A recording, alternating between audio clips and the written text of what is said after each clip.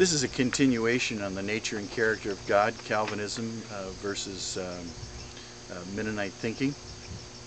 I think that it is important for everyone to start to study, learn, and know the character and nature of God, because the character and nature of God is slandered, twisted, and turned by many religions, including some in Christianity. Now, there's three main views. There is Calvinism, which I've just given you. There is Arminianism, which is a brand of Calvinism. Arminian added free will, but he still believed in many of the things of Calvin, including that we are born with a sin nature. And so people who call themselves Arminian have never read one sentence from James Arminius. I have, and I believe that he is just another brand of Calvinism. And then there's also moral government, which puts in a complete package the free will of man, the nature of God, and our responsibility. Now, what we have to understand is these are very important truths. One of the reasons it's very important truths because it affects how we view Jesus. If Jesus escaped being born with a sin nature, how did he do it? Because he was our example. He was just like us in all points. And if he was totally man, which the early church believed and taught in the creeds, then he is our example of how to communicate with the Father and not sin. Now, does that mean we are not sinners? Yes, we are sinners by choice. And yes, for all men have sinned. But we do so by choice. Jesus had the opportunity to fail. And the scriptures are quite clear on that. The early church believed that. Jesus prayed. Why did he pray? Because he was tempted. You cannot tempt someone who doesn't have the possibility of failing. And so the devil tempted him because he had the possibility of failing. And we have to understand that. Now, some people say, well, how did you sin? Why do we sin? All those questions are beyond this little video. But let me tell you how this works out. There's a man named Hudson Taylor who was a Baptist missionary to China. And Hudson Taylor went back home to his Baptist convention and asked for more money to evangelize China.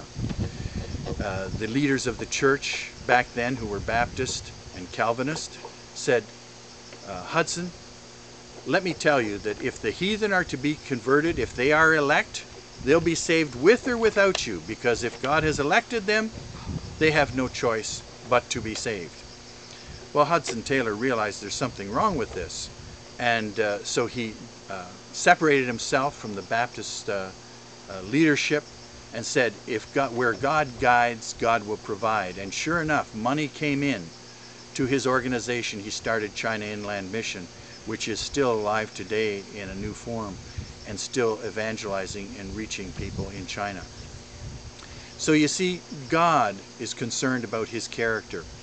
If you hate someone, let's say a girlfriend and boyfriend someone hates someone, you put up a picture and you throw darts at it to show that your hatred is there.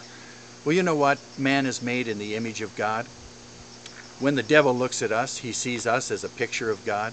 We are a mini picture of God. Just when he looks at us, he thinks of God because we are made in God's image. And so when the devil wants to destroy, he throws darts at who? Not just us. He wants us to fail. He wants us to sin. He wants to tear us down because he's getting back at God whom he hates. But he also wants to destroy in you the character of God, so that you will say, oh, it's God's fault.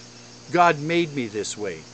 David Wilkerson, who evangelized in New York City, prostitutes and drug addicts, said, as long as you believe that you inherit sin, that you cannot help yourself, that you're like a tiny cork bobbing around in the ocean, you won't get set free of it. And so he believes exactly the same as the early church, that we are born totally neutral and that we choose to sin. I like to use this illustration. John chapter 1 verse 9 says, God enlightens everyone coming into the world. Well, I believe that there is light, there is truth, that we are born connected to God, and that connection is like a battery on a car. It has power to start the car, but somewhere along the line, if you don't start the car, you won't charge the battery. And so as we reach the age of accountability, as it's often called, then our heart faith, our faith that we're brought up as, if we're brought up in a Christian home, reaches head faith, and that faith becomes mature faith, which is at a time when we can make a quality decision to follow Christ. I hope these videos have helped you understand basic theology in a simple way. Go to my website for further details. Feel free to contact me, write me, email me.